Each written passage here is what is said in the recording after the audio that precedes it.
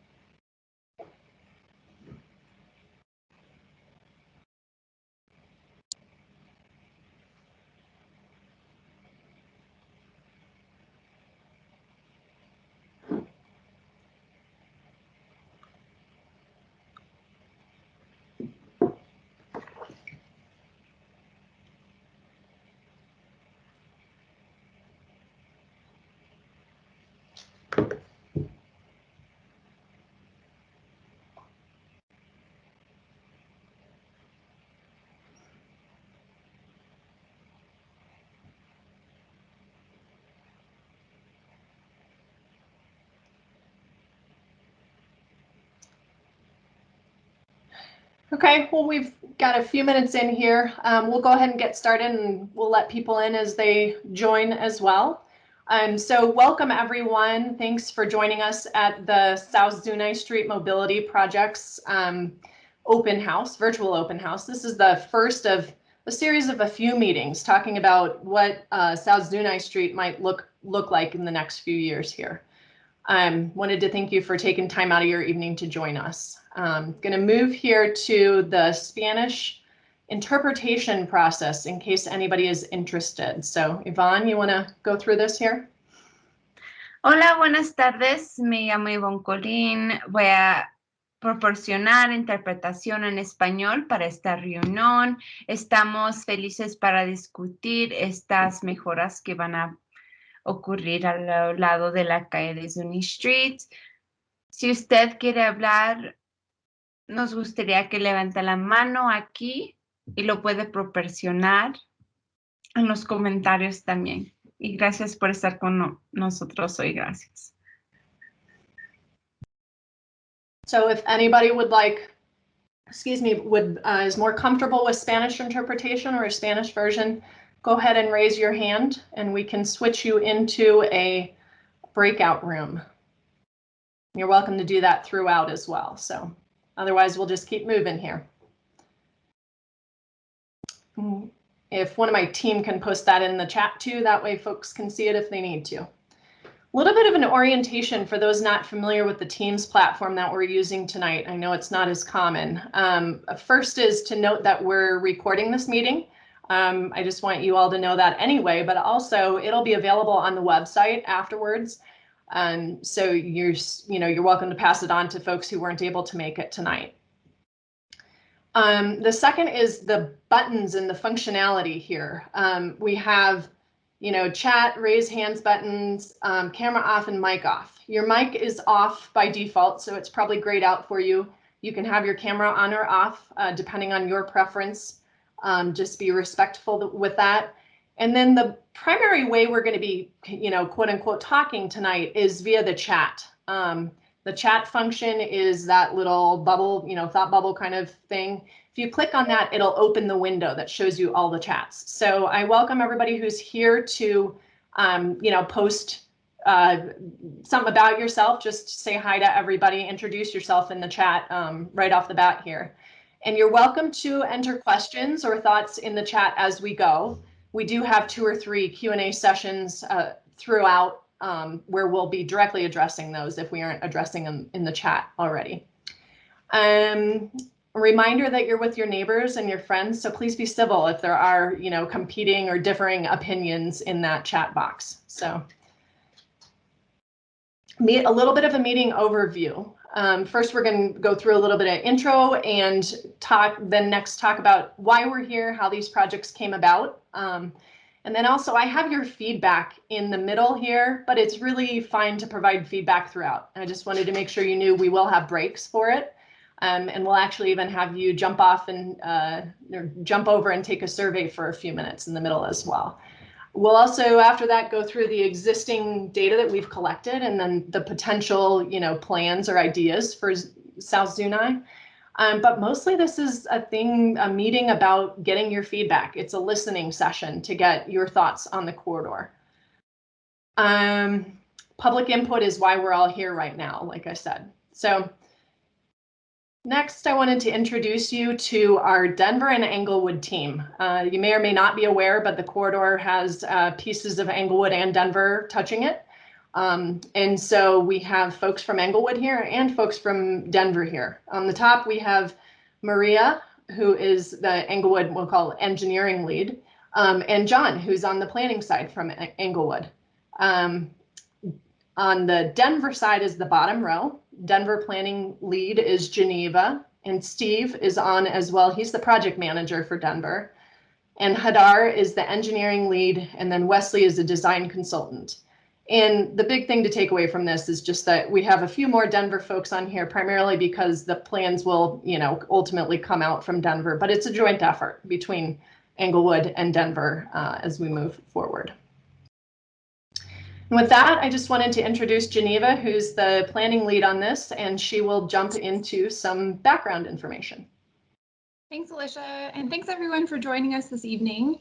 I also want to just make a quick shout out. We have from the Denver side with Councilman Clark's office. I believe that we have Anita here with us this evening. So Anita, really nice to see you. And we also have Mayor Pro Tem from Englewood, Othaniel Sierra. So thanks for joining, and really happy to have you here this evening. So on this slide, you can see our study area goes from Dartmouth at the south up to Jewell in the north. It's about 1.5 miles. And on the west side, it is mostly Denver. And then on the east side, it's mostly Englewood. And then at the very north between Evans and Jewell, it's all Denver. So it's a really cool opportunity for us to work together between two cities on a project that's going to link this part of Denver, linking north and south, and of course, getting people to the trail. Next slide, please. And one of the reasons why we're doing this is because as a city and county of Denver, and I think across the nation, there is this goal to move people more safely and efficiently. And many of you may be familiar with these images of 40 people in cars or on a bus or on bikes. And you can just see that there are more efficient ways to move people than single occupancy vehicles. And so our goal is to provide more choices to Denverites and also to residents of Englewood to say maybe there are other ways that we can start getting around that aren't always a car for every single trip. And that includes walking, biking, and transit. And, you know, scooters and all the other kind of micro mobility options. From the Denver side, we have some citywide goals related to safety. We call that the Vision Zero Action Plan, which says that by 2030, we want to have 0 fatalities and 0 serious injuries on our streets. And every year, every month, every day, we're working on projects to get us to that goal. And by that, and part of what we're doing today is building and trying to work towards a safer street and safer facilities so that we really don't have anyone who is injured just trying to get around. Next slide. And from the Denver side, when we're talking about building out a bike network and building bikeways, there are lots of reasons for it. And the first is always safety, like I was talking about with Vision Zero. We want to provide a safe place on the street for people to bike. We also want to prioritize multimodal projects and make it so that we can build out networks and get to 125 new miles of bikeways by 2023. We're trying to increase the number of people who are getting around by walking and biking, where in 2019 that was at about 8%. 2020 numbers are all out of whack because of COVID. A lot of people have been working from home, and the goal by 2030 is to get to 15%. So it's quite a big jump, and every single project is an opportunity for us to get there. And the last goal is to make it so that more people are living close to high comfort bikeways. So certainly if you live adjacent to a trail, you're really close to a high comfort bikeway. But if you're not so close, this is an opportunity of building out networks so that people can easily go from their home to a bikeway, to the store or a school. And we're trying to get it so 100% of Denverites are within a quarter mile of a high comfort bikeway, again, by 2030. Next slide. And there are lots and lots of citywide projects. You may have been part of those and provided some input. And so at a citywide level, we have Mayor's Denver Mobility Action Plan, the Vision Zero Action Plan, Comp Plan, Blueprint Denver that integrates land use and transportation. And then from a city perspective of transportation solely, we have the Denver Moves Bike Plan, which we'll be talking about a little bit more, pedestrian and trails and transit. So all of these citywide plans are providing a framework for us of how to move forward, where we can prioritize projects, and how we can start moving people in different ways throughout the city. Next slide. And I'm actually going to hand it over to Maria, who's going to talk a little bit about the Englewood goals. Great, thanks, Geneva. Very similar to Denver, Englewood has a lot of goals related to multimodal mobility. So that means that we want people also, just like Geneva touched on, to really get around the city in different ways and be doing that both safely and comfortably. So back in 2015, Englewood created a walk and wheel master plan that really focused on where can we use areas within the city on the street to develop ways and encourage more healthy, active living, biking, walking, all of that. We actually partnered with Kaiser Permanente, where we received a grant from them to help do that. And really, again, it's creating not only a comfortable place for people to walk, but increasing the economic vitality of our city and creating a strong, vibrant community. And just a little bit more specifically there, one of the other things, as that second bullet touches on, it's really about creating seamless bicycle networks. So just because Zuni travels through both Englewood and City of Denver, the road doesn't end at the boundary with Englewood. Instead, it continues on into Denver, and we want to create those same types of facilities for biking and walking as well. So with that, our plan very much is similar and mirrors what Denver has created in terms of the location in this general vicinity of the city. So as you can see there, South Zuni was envisioned as part of that walk and wheel plan as our primary north-south corridor going from between Dartmouth Avenue all the way up to our border with the city and then continuing on both north and south. The intent was to connect to both the Harvard Gulch Trail as well as the Mary Carter Greenway Trail to the south. And then finally getting east and west along Dartmouth Avenue as well. We've recently been awarded a Safer Main Streets grant for this portion of Dartmouth Avenue, which will again enhance multimodal opportunities as well as upgrade the traffic signals at Zuni and Dartmouth and also at Tejon and Dartmouth. So really getting people over to the east so that they can connect to both the light rail station and go either north into downtown Denver or south into Littleton and various other points for shopping and work. So with that, I'll hand it back to Alicia. Geneva, go ahead and take it from here. Okay, thanks. So this graphic is showing us that when we're thinking about all of the different kinds of people in the world, and particularly in Denver, that there is a spectrum of different comforts related to biking. And you may have people who are the spandex riders out there every weekend, the fearless. You have those that are shown in the darker blue that are the fairly confident. But that alone is only 16% of the population that actually feels comfortable riding a bike in Denver today. And what we see and what this graphic is showing is that we have this huge opportunity to build bikeways that can meet the needs of people.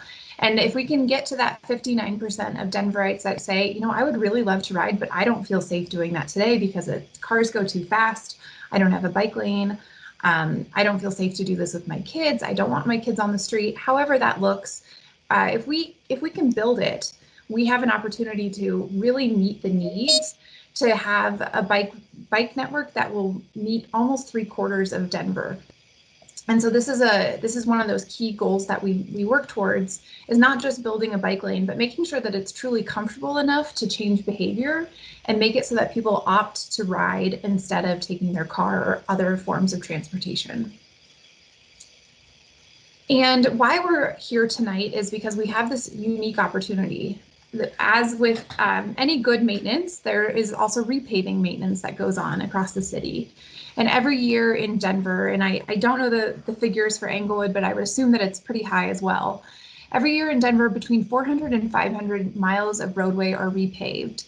And so when that happens, we do an overlay with our bike plan and say, cool, we have this opportunity to minimize construction impacts to residents and also meet some of these bigger goals and actually build out our bike network. And so Zuni, or Zuni for those who pronounce it that way, is going to be repaved this year. And so we're here tonight to talk about how can we change the way that the street functions and put in a bike lane while we're also repaving the street. So that's why we're here tonight. And I think we have some time for questions. Yeah. So we're going to stop. This is our first of a few different questions breaks. And I said earlier, you're welcome to put questions in the chat. I don't see any right now. And so I'm going to ask Geneva one question that I usually have on these ones and that we usually get. And while we're talking about that, please feel free to answer or to ask questions in the chat. So the first question, I guess, is we've been talking about bikeways, but what is a bikeway and what all does that include? Geneva, maybe that you would be a good one to cover that. Definitely. So bikeway is one of those general terms that we use to describe lots of different types of places for people to bike. So that might be a trail, it might be a protected bike lane, a buffered bike lane, a just normal bike lane, or it could be a neighborhood bikeway. And for this evening, we're using bikeway to talk about what's going to be probably a bike lane or a buffered bike lane, but it's a more general term that allows us to talk about a lot of different ways for people to move, but aren't really specific. Great. So does anybody else have any other questions here? If not, we're going to move on to something that we don't usually do during these virtual public meetings. Let's see, I don't see any other questions. Okay, so, well, actually, we just got one. Note about the high speed of traffic. Thank you, Nicole, for that comment. We are going to talk about speed here in a second, and what speeds we measured and what we think might help with that a little bit. So absolutely. And then we also have a note about pronunciation of Zuni. So, so with that, you are welcome to keep putting questions in the chat, but we're going to move on to an in-meeting survey. Now, I want to emphasize I'm calling it an in-meeting survey because we're going to take a few minutes to work on it right now. But if you don't finish, it's fine. The survey itself will be open for 2 weeks from now for 2 weeks. So you're even welcome to pass this on to your neighbors. But it would be great to get a little bit of feedback before we even move on with the meeting. And so I'm going to give us 6 minutes right now. We're going to come back. My computer says 6:20. We're going to come back at 6:26. And if you go to this bit.ly link, and I will say it for those who are on the phone, it's bit.ly/Zuni survey, ZUNISURVEY. If you go to that, You got 6 minutes to take a quick break, grab a drink of water, and complete as much of that survey as you can, and then meet us back here at 6:26.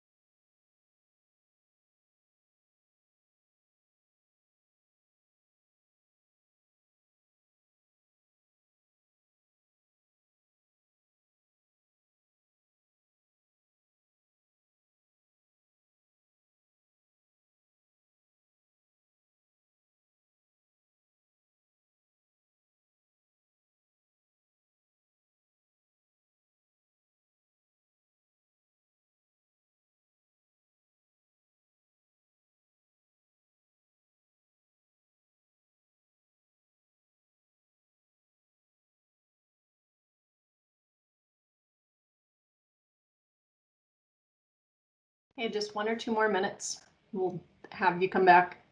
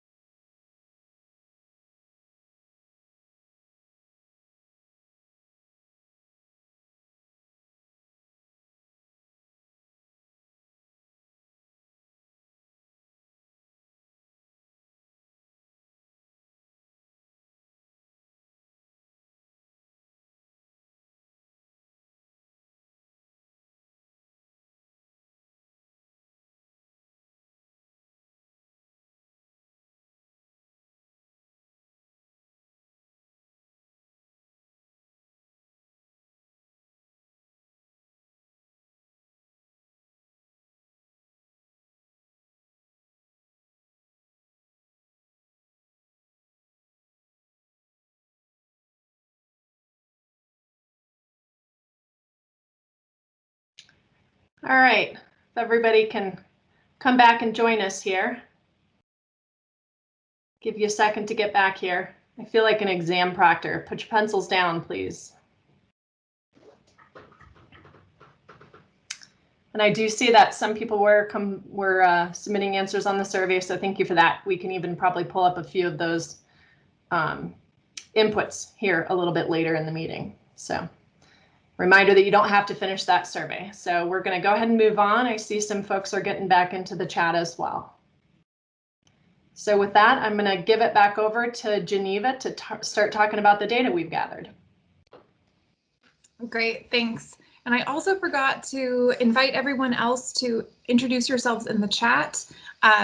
We have certainly some from the city teams, but also want to hear from you, and you can tell us a little bit about where you live on the corridor. So this is, like as we were talking about, the corridor that we're studying is between Dartmouth and Jewell. And we have this opportunity to install buffered bike lanes or bike lanes. We're still in figuring out what makes the most sense. Next slide, please. And this corridor has a number of benefits to it. Not only is it a signalized corridor at Evans, but it also connects people to the existing bike lanes on Jewell, down to the Harvard Gulch Trail, which then of course connects people to Mary Carter Greenway and to lots of other trail and parks. And along this corridor, there are a number of businesses, particularly on the Englewood side, and there are some schools in the corridor. So by having something on street, we can connect people to both some of those amenities like parks and trails, and also get people to businesses for either work or for commercial business. Next slide, thanks. And when we're talking about why is a dedicated bike lane needed, one of the things that we know is that when streets are particularly wide, and we'll get into this a little bit, the street is pretty wide, and particularly when it's lowly parked, wide travel lanes also lead to increased speeds on the street, and those kinds of speeds make it less safe and less comfortable for people biking. And so when we're talking about how do we move the needle on getting people around differently and providing options, we're really focused on the comfort and safety. Next slide, please. So you all know this corridor really, really well. And you know that it is one travel lane in either direction with on-street parking on both sides. It's 44 feet curb to curb width, which is really, really wide, which is good for some things and also leads to things like higher speeds. And it's a really consistent cross section throughout the entire corridor, which provides some nice continuity, and particularly as we're working on designing a bike lane, it provides us with the ability to have a consistent cross section for the full 1.5 miles. And I did see a couple of folks mention about speeding in the chat, and we hear you on that. And the data that we've collected shows that there is a speeding problem. The posted speed is at 30 miles per hour, and we collected speeds at the north, and then in the middle, right at the trail, and at the southern end as well. And what that speeding is telling us is that there is a speed differential between northbound and southbound travel. For instance, at the north, southbound is much faster than northbound, and that's because of hills and topography. At the middle, right there at the West Harvard Gulch Trail crossing, the prevailing speed for southbound travel is as high as 37 miles per hour, and northbound is at 35. And that's really concerning to us for a number of reasons, but one of which is that it's both less safe for people on Zuni, but it's also much less safe for people who are crossing at the trail. And the volumes of cars here at the north and at the south are right at about 4,500 cars a day. And then in the middle of the corridor, it peaks at 5,400. So in terms of all of our streets in the city, we would consider this to be kind of a mid-volume street. It's not super low, nor is it really high like a federal. And if you live here, you probably have a good sense of kind of what that feels like to have that many cars per day going up and down.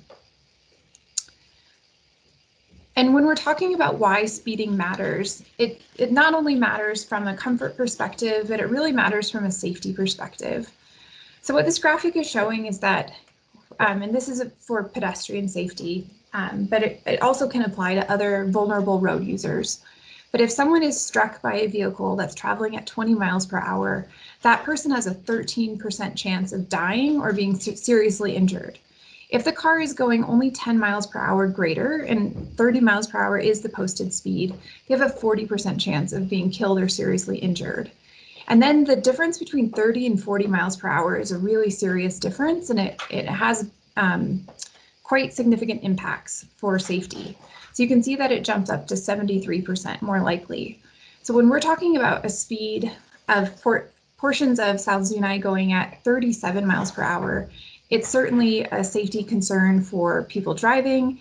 It's a concern for people who are walking and crossing the street or on the trail, and also for people biking.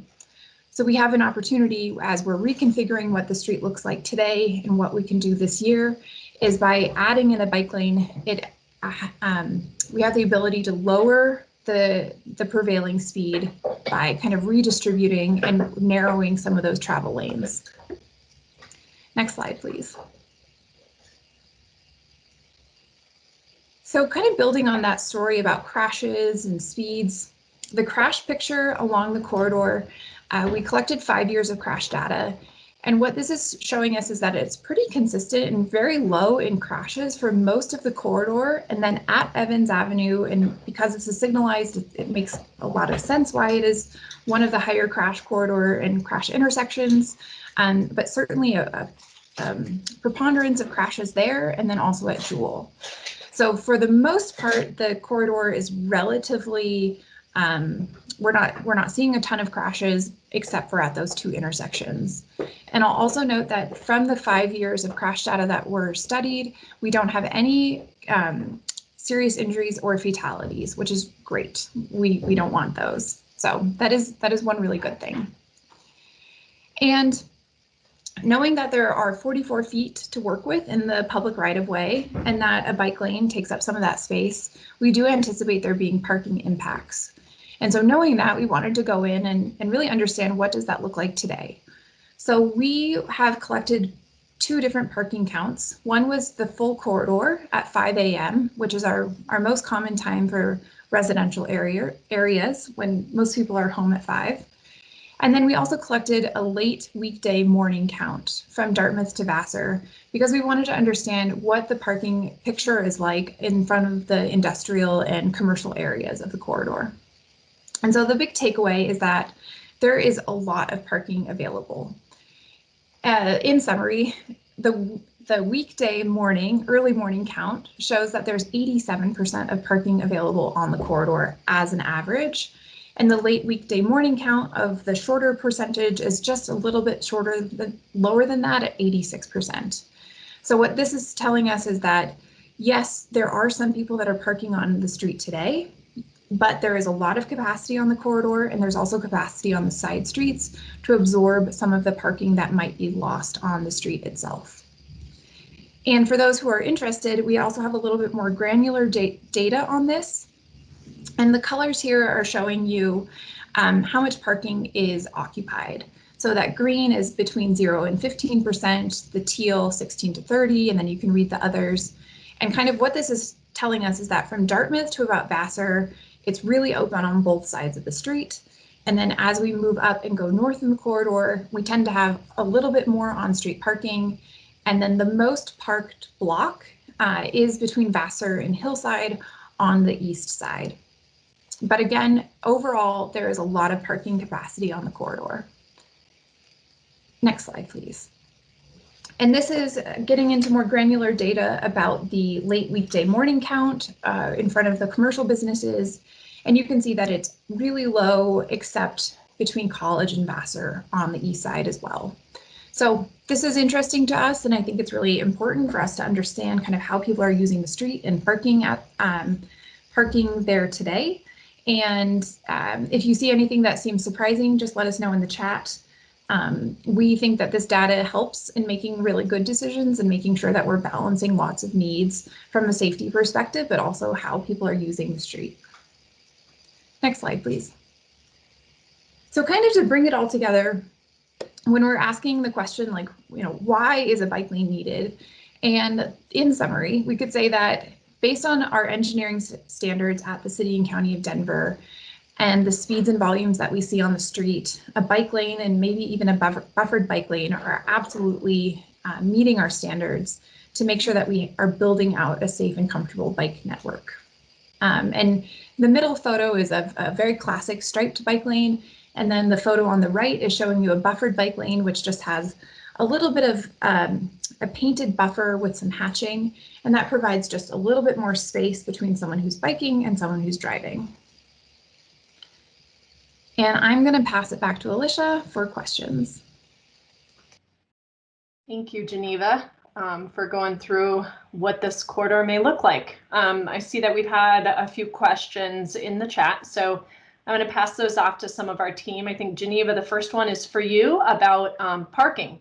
And basically the question about, you know, if parking changes, we don't know exactly what it'll look like, but if parking changes along here, what happens for the parking for the people who have multiple cars and use that on-street parking? Yeah, good question. So it kind of depends on how the parking and what the future cross-section is going to look like. If let's say there is parking removed in front of your home on one side of the street, that will mean some changing of your daily habits. If you have a driveway, then it will mean that you'll need to pull into your driveway. If you have guests that are joining, they'll need to park on a side street or maybe on the other side of the street. So it just means that we're kind of redistributing how people are using it. We hear things like, what if I have a Christmas party, or what about my holiday party or Super Bowl party? And, you know, my neighbors all have 5 cars. And so it really does mean that suddenly there are some changes that we're going to be asking of people to make, and the trade-off and weighing those safety benefits are when we're saying safety really has to come before some of those convenience factors. So it's a really good question, and I think those are the types of things that we'll continue to talk about. Okay, great. And before we get to a second question here, I do have a few preliminary results from the survey information you've sent so far, and we'd love to build on these numbers and get many, many more people taking them. So at the end, we'll give you that link again to pass on. But the two interesting pieces are about, of those who have answered the survey so far, about just over 50%, up to 60% are the people drive, and over 40% bike the corridor, and about 30% walk or roll along the corridor, and there's also some rideshare folks.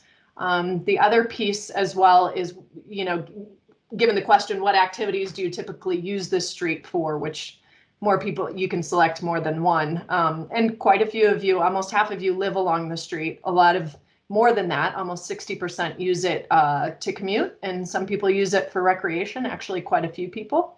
And then some use it for access to shopping as well. So that's kind of some good info just to give us a feeling for what at least the folks in this meeting are using it for. So Geneva, next one's for you as well. You're on the hot seat today. It has to do with truck and industrial traffic through the area. Can you address that a little bit? Mm-hmm. Yeah, so one of the things that we want to make sure is that we're still letting our streets be the streets for a lot of different uses. So certainly, you know, we're hearing that we have residents here, we have people who are biking on the street, and there are the commercial and more industrial land uses.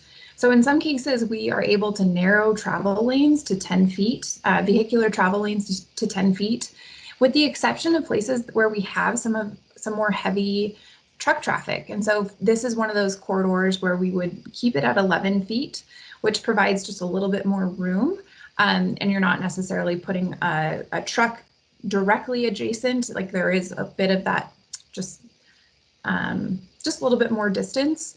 It also may factor into saying, because of those more, because of freight uses and heavy vehicle use on the street, that we would then potentially explore the addition of a buffer. And that buffer might be 1.5 feet or 2 feet or 3 feet, depending on how much width we have to work with. And that will provide a little bit more space in between the cars and bikes. So lots of good questions and good ideas about how we can balance all these movements. Something else that we can look into as we're designing this is making sure that we have some conflict markings. So in front of driveways, for instance, if we think that there are a significant number of turning movements, as we have a bike lane across an arterial, we have an opportunity to add some green conflict markings and other things that add the visibility for people biking, but really for people driving to say, oh, I need to pay attention in a different way because bikes are going to be present on the street. And Geneva, if I can add one thing to that too, it reminds me that we should point out that some of the bicycle, infrastructure, the bicycle stripes and things like that on the street can actually help pedestrians and for sure help cars as well, given speed reduction. It just makes the corridor much more comfortable to start with. And some of those crossing markings, depending on the location, can help alert drivers to, while it's intended for a bicycle, it just alerts the driver that you understand this is a more multimodal area where you may see a bicycle or a car, or bicycle or a pedestrian. So one more note also in the chat that there have been 2 fatalities in the past 6 to 8 weeks at Zuni and Evans. So that's good information to know. We have data only up through the certain point when we, gathered that, and sometimes that information takes a long time to get through the system. So as we move forward, we can do a double check of all of the crash data that we have to see if there's any updated information that can help inform that design. So, and then the one other question, excuse me, thank you, February 12th for that last fatality. One other question on here says, what other structures or road features other than a bikeway will be used to reduce speed? So maybe Geneva, that would be a good one. The question is on, bump outs or crossing lights, things like that. Yeah, good question. Because this particular project is pretty focused on the bikeway, and with the resurfacing, we have that opportunity to do this at the same time. There's not necessarily funding for some of those other pieces. It's not to say, though, that we can't try to incorporate some of them, like maybe a better crossing, trail crossing, and some things at the intersections. And particularly, I'm thinking at the signalized one at Evans. So the short answer is likely for those things not to be incorporated in this project, but we absolutely want to hear about where you have some challenges crossing, where you think visibility is poor. I heard someone say, or read in the comments that someone was saying that stop sign compliance isn't very good and people are kind of running through stop signs. So if you want to tell us some of those details, we can work on trying to incorporate them into this project as best we can, and certainly into future projects from the city of Denver side and Englewood side as well. Great, thank you.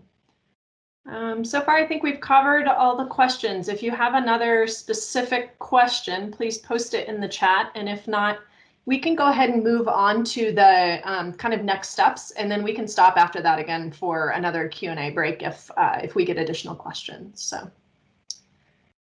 2 things here. First is kind of the timeline of where we came from and where we're going. And the timeline starts with those plans that Geneva already covered. The 3 of the 4 plans are Denver plans, and one of them is an Englewood plan that has happened between 2011 and kind of the past year. All of those plans kind of initially saying that maybe there should be a bicycle facility on this roadway, and then confirming throughout with public input that yes, this is a good location for one. But where we are today is this lighter blue color with the red marking.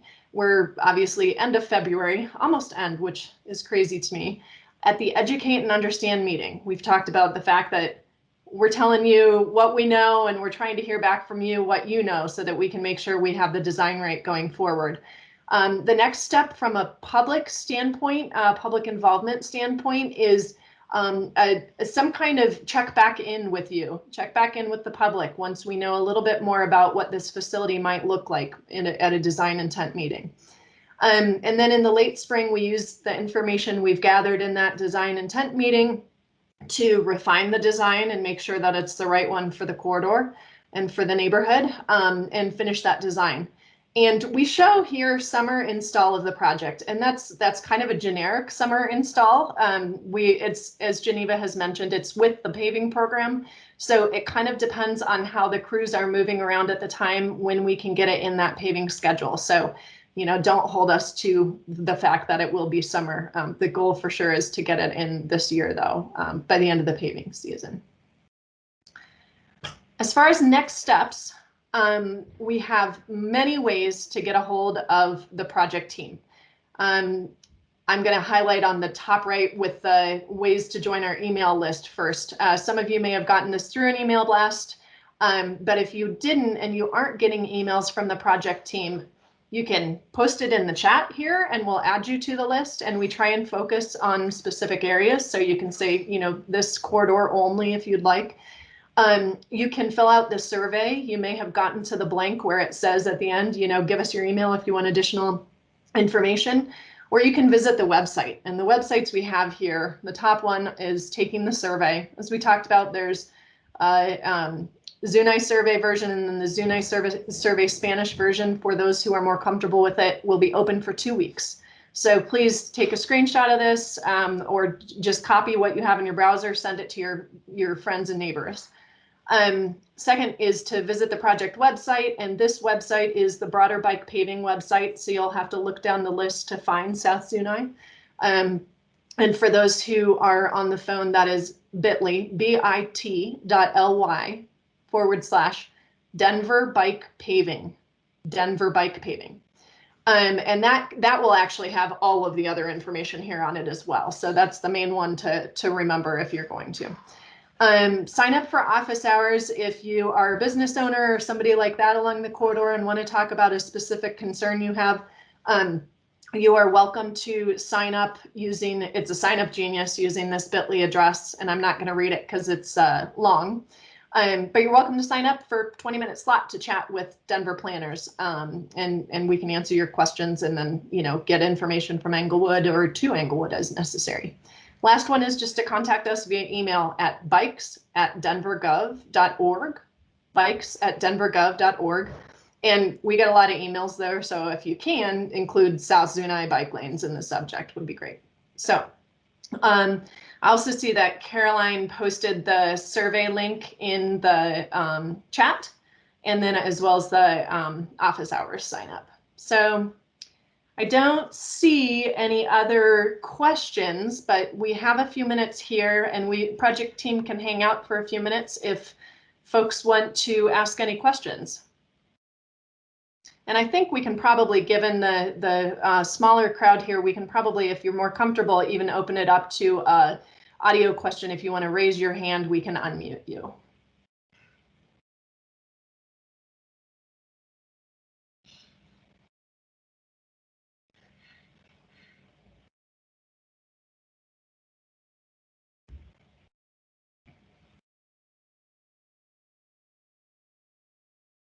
Okay, I don't see any other questions, so I'm just going to move on to our last slide here that has the websites again if you want any information, and I think the project team will hang on for another 5 minutes. So, but if you're done and want to go get dinner, you're welcome to take off. And thank you all for being here, and thank you for taking time out of your day, and please continue to stay involved in the project. Oh, we do have one question.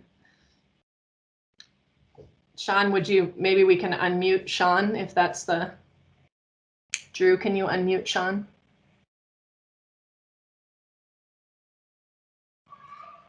I might be able to, no.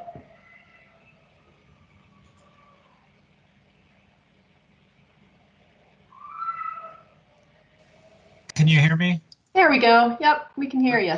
Great. Yeah, on the Englewood map, this might actually be an Englewood question. There was a dotted trail going down Wesley Avenue that connected to the Platte River, and I was surprised to see that it goes through the scenic view section on the Englewood side. And there's the railroad corridor that's in the way of that trail. Is that a future plan to connect Wesley over the railroad tracks to the Platte River? Yeah, I would say that's, thank you for that question. It is a much longer view because just of all those physical impediments that you talked about. So that's not an easy project by any means, but it was identified as a potential corridor to connect back to kind of north of Dartmouth, to have that connection back to the trail that way. I think that'd be a great idea. I love that idea. I know it would be some money, but I was surprised to see it in there. But that's great. So thanks for the answer.